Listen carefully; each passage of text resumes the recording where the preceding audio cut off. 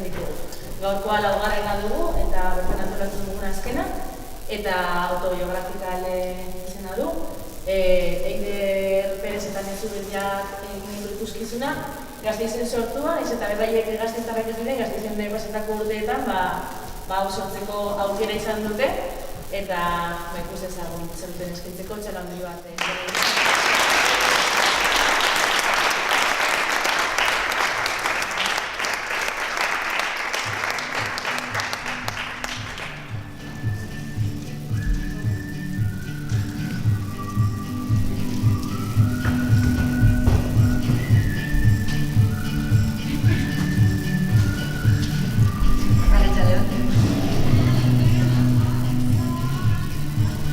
Emanaldiak 50 minutu irauko ditu. Denbora horretan mesedez saiatu zuen mugikorreko dependentzia kontrolatzen. Ezin baduzue, argazkiren bat, bideoren bat atera, eta bendik dependentzia gehiago bat bakizue kontrolatu espezialista bat egin dute.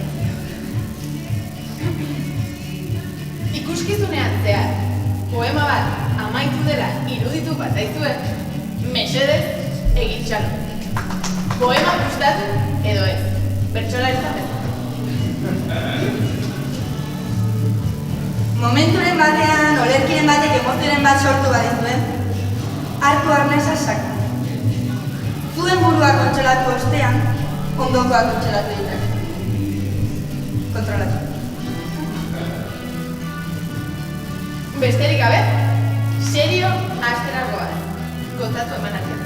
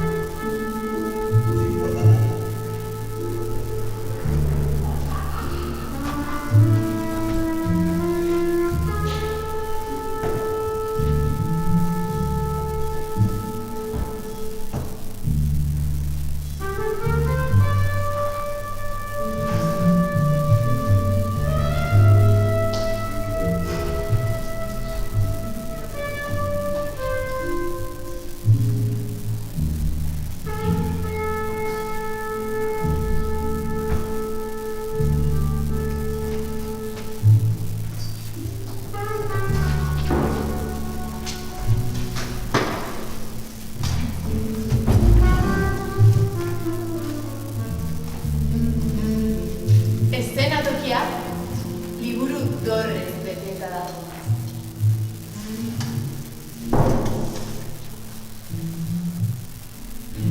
Iluntasuna palean, mikromundu literario bat.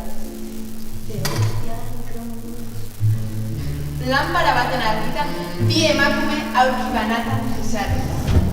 Esarrita, eserita. Parean, publiko interesgarri bat. Pelota. Esan dudan bezala, publiko interesatu eta interesgarri bat da. Liburuetako batzuk ezagunak, beste batzuk ez hainbeste. Gehienak ez ditugu irakurri. Bi emakumeek ez dute elkar ezagutzen.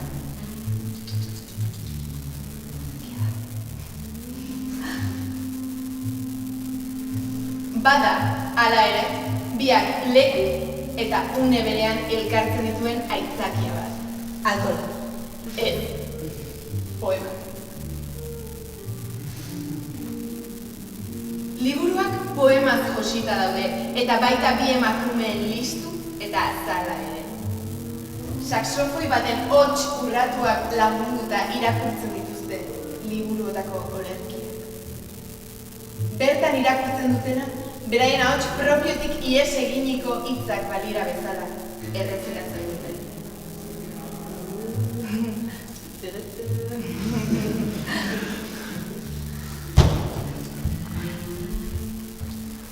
Autobiografia baten itxura du honek. Autobiografia baten itxura du. Autobiografia baten itxura du honek. Besterik gabe, idazlearen isla, irakurlearen ahotan.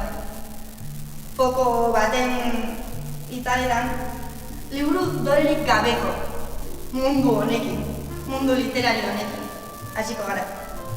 Adi poeton hitz eta esanai bakoitzez. Gaur, zerbait berria ikasiko duzu, eta agian zerbait berria ikusiko duzu. Ongi etorri.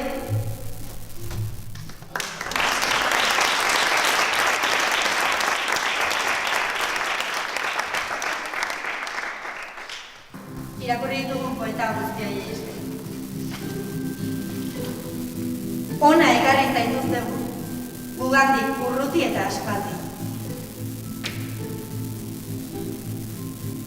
Después de haberos leído enteras, supimos que habíamos hecho el amor.